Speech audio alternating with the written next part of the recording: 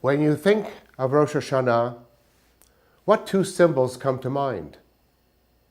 Apples dipped in honey and the sound of the shofar. Prior to the Musaf service, we sound 30 notes.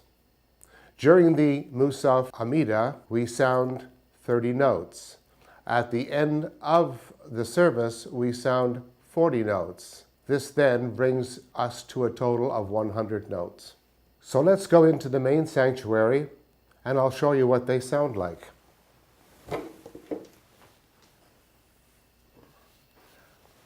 There are three basic notes. There is a tekiah, which is a long, straight note.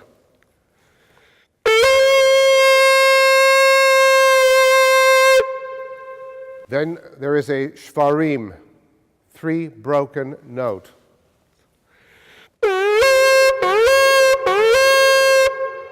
And a trua, 9 staccato notes.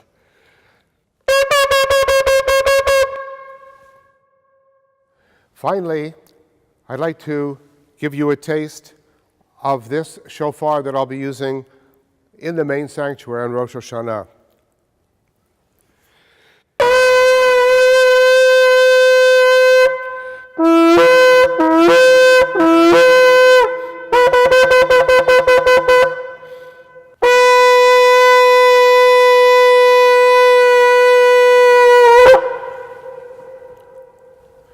Many years ago, after I had finished sounding the shofar in the main sanctuary, I wandered out to catch my breath and went into the parallel service. It was at that time, the time for the shofar blowing, and the man who was trying was having much difficulty.